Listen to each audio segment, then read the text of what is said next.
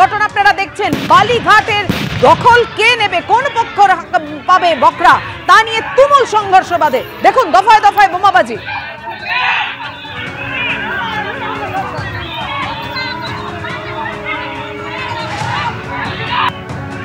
পেয়ে গেছে একজন, আর পেয়ে গেছে।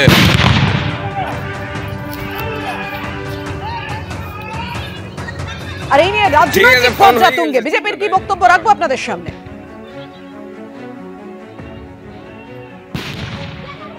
তৃণমূল কংগ্রেসের দুই গোষ্ঠীর মধ্যে যে ব্যাপক বোমাবাজি, এর মূল কারণ হলো অবৈধ যে বালি চালান চলছে, সেই বালির টাকা কাটমানি খাওয়া।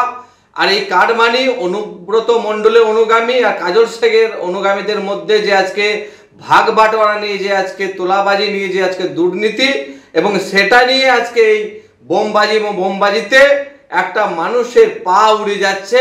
আজকে এলাকায় যেভাবে আজকে বোমবাজি হয়েছে, ধিক্কার জানাই তৃণমূল কংগ্রেসকে, যারা প্রশাসনের থেকে আজকে এই ধরনের অবৈধ কাজকে যারা মদত দেয়। আজকে কোথা থেকে বোম এলো, কিভাবে আজকে বোমবাজি করা হলো, প্রশাসন কি ভূমিকা আজকে পালন করেছে আমরা জানতে চাই। প্রশাসনের ভূমিকা নিয়ে প্রশ্ন তুলছে বিজেপি। শুধু তাই নয়, অনুব্রত মণ্ডল এবং কাজল শেখের অনুগামীদের মধ্যে সংঘর্ষ এই বেআইনি বালিঘাটের বখরা নিয়ে, এমনই অভিযোগ বিজেপির। তৃণমূলের কি বক্তব্য দেখুন। এটা তৃণমূলের কোনো ব্যাপার নাই। এখন বিভিন্ন জায়গায় নানা রকম দুষ্কৃতকারীরা বিভিন্নভাবে বিভিন্ন জায়গায় চাঁদা তোলার চেষ্টা করে, পয়সা তোলার চেষ্টা করে। প্রশাসন সক্রিয় আছে, দেখে প্রশাসন। এটা দলের কোনো ব্যাপার নেই। এটা হয়তো কোনো গোষ্ঠী, কোনো লোক, হয়তো কোনো ক্লাব হতে পারে বা কোনো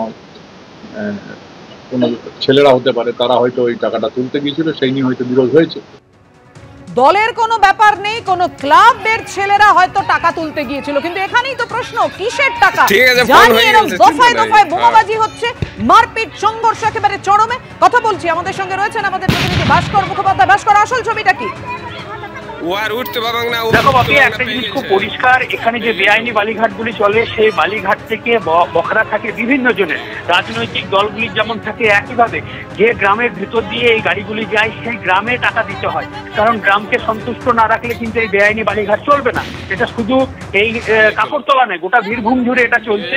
এবং সেই একই ব্যাপার এখানে যে কেষ্টপুরে অজয় নদের উপর যে বালিঘাট রয়েছে, বেআইনি বালিঘাট, সেই বালিঘাট থেকে প্রতিদিন কয়েকশো ট্রাক্টর এবং ট্রাক যায়। এবং এই গ্রামগুলিতে, অর্থাৎ কেষ্টপুরের ভেতর দিয়ে যেমন যায়, কেষ্টপুরকে টাকা দিতে হয়। এবং এই যে জামালপুরের ভেতর দিয়ে যায়, জামালপুরের এখানে লোকজনদের টাকা দিতে হয়। এবং এটা একটা নিয়ম তৈরি করে ফেলেছে বেআইনি বালিঘাট চালানোর জন্য।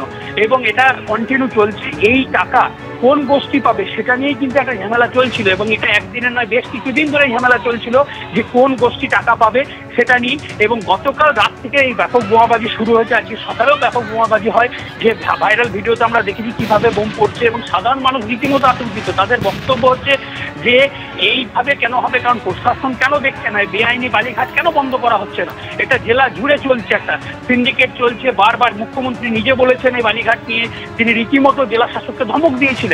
এবং তারপরেও কিন্তু বালিঘাট বন্ধ হয়নি। ডিএম নিজে বিভিন্ন জায়গাতে জেলা পুলিশ সুপার সঙ্গে নিয়ে বিভিন্ন জায়গায় অভিযান চালিয়েছেন, কিন্তু বালিঘাট বন্ধ করা যাচ্ছে না। এবং বিরোধীদের বক্তব্য যে এটা সংগঠিত অপরাধ, এবং এখানে প্রশাসনের লোক যেমন রয়েছে, রাজনৈতিক লোক রয়েছে, তারা সবাই মিলে কিন্তু এই কাজটা সম্পূর্ণ করছে। অর্থাৎ নাহলে সিউড়ির বুকে, সিউড়ি থেকে খটঙ্গা যাওয়ার যে রাস্তা, সেখানে একাধিক বালিঘাট রয়েছে। কি করে দিনের বেলায় সেখানে বালি ট্রাক চলছে? কারণ সেখানে জেলা শাসক থাকেন, জেলা পুলিশ সুপার রয়েছেন, সেখানে বালি চলছে। একইভাবে খয়রাশোল, কাকরতলা, ইলামবাজার, এই যে সমস্ত থানা এলাকায়, সেখানে অজয় নদ থেকে ব্যাপকভাবে বালি তোলা হচ্ছে। এবং প্রতিদিন যেটা হিসাব বেসরকারি যারা মানে বিরোধী দল রয়েছে, তারা যে হিসাব দিচ্ছে সেটা মারাত্মক। বলছে পার ডে 1000 গাড়ি বালি তোলা হয় এই অজয় থেকে। সেই বালি কোথায় যায়? কারা এই টাকা, তাদের পকেটেই টাকা যায়? বারবার এই প্রশ্ন করেছেন তারা। সাধারণ মানুষেরও বক্তব্য এটাই যে রাজস্ব ক্ষতি হচ্ছে। মুখ্যমন্ত্রী যেখানে বলছেন সেখানে কেন তারপর বন্ধ করা হবে না বালিঘাট? কেন এগুলো চলবে না? শুধু এটা নয়, সাঁইথিয়া জুড়ে বালিঘাট চলছে, মোহাম্মদবাজার জুড়ে বালিঘাট চলছে, সব জায়গাতে। এবং বারবার এটা বলা হচ্ছে যে এটা বন্ধ করতে হবে, কিন্তু এই সংগঠিত অপরাধ কোনোভাবেই বন্ধ করা যাচ্ছে না। কারণ এখানে প্রচুর টাকার খেলা রয়েছে বলে বিরোধীদের অভিযোগ। এবং তারা সরাসরি অভিযোগ করছে যে নির্দিষ্ট কিছু রাজনৈতিক নেতৃত্ব যারা এতে মদত দিচ্ছে। এবং এর আগে আমরা দেখেছি অনুব্রত মণ্ডল নিজে বলেছেন যে বালিঘাট বন্ধের জন্য তিনি কঠোর ব্যবস্থা নেবেন।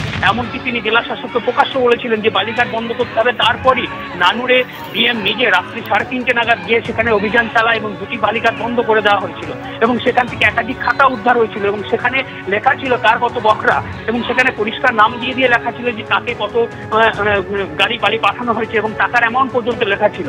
কিন্তু তারপরও বন্ধ হয়নি। বীরভূম জেলায় এই বেআইনি বালিঘাট চলছে, মুখ্যমন্ত্রী নিজে বলেছেন, রাজনৈতিক যারা নেতা রয়েছেন তারা বলছেন, কিন্তু তারপরে এই বালিঘাট বন্ধ হচ্ছে না এবং তারই ফলস্বরূপ আজকে যেভাবে বোমাবাজি হয়েছে প্রকাশ্য, তাতে একজন গুরুতর আহত হয়েছে, কারণ বোমের স্প্লিন্টার লেগে একজন তার পায়ে লাগে, কিন্তু তাকে যেহেতু বীরভূমে রাখলে সে গ্রেপ্তার হতে পারে তাই তাকে দুর্গাপুরে নিয়ে যাওয়া হয়েছে এবং সেখানে একটা বেসরকারি নার্সিংহোমে ভর্তি করা হয়েছে। ভাস্কর, তুমি আমাদের সঙ্গে থাকো।